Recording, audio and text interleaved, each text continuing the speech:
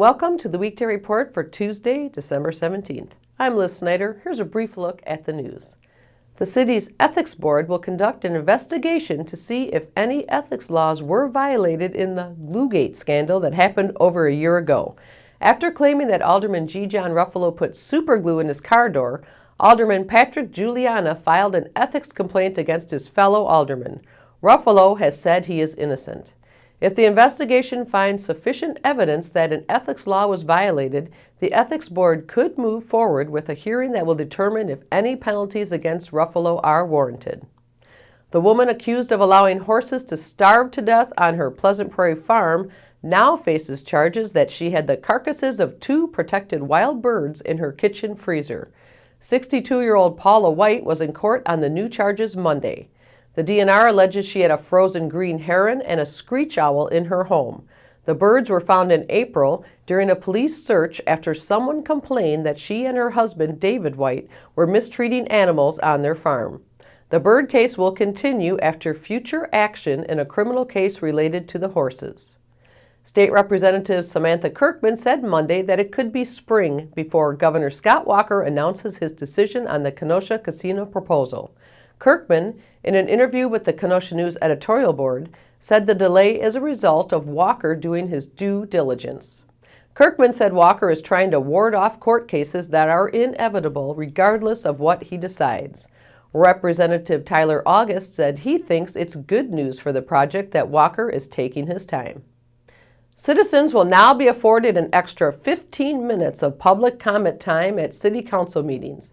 The Council approved an ordinance that extends public comments at meetings from 45 minutes to 60 minutes. The ordinance also gives the Council the authority to extend the 60-minute period by 30 minutes at a time. After more than a month of arguments and counter-proposals on the topic, Alderman Dave Bugdala and Dan Prozansky authored the compromise that was approved on Monday. A public Christmas display was lit up in downtown Kenosha Monday night. Bill Guida filed this report. We're here at 57th Street and Sheridan Road at Civic Center Park, where some 50 to 60 people showed up Monday night, fulfilling Mary Ann Lakovich's hopes that this year the sponsorship of a larger organization for the 5th annual Kenosha Nativity Scene ceremony would bring more people to the nativity scene, which she initiated 5 years ago after a conversation with Mayor Keith Bosman and getting the blessing of the city to do this in a public park.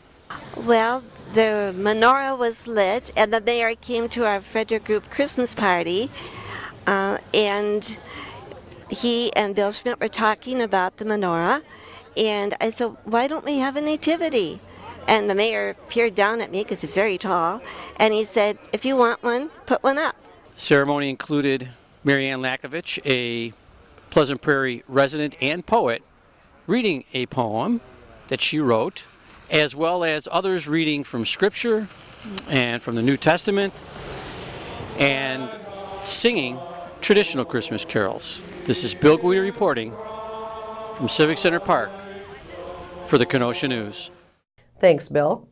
What's trending today? How's your holiday shopping shaking out? Are you spending more, less, or about the same as last year? Tell us on our Facebook page.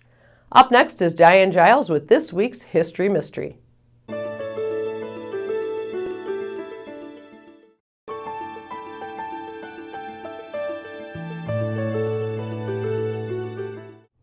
The American Brass Company, with its main gate on 63rd Street at 14th Avenue, was one of the oldest factories in Kenosha.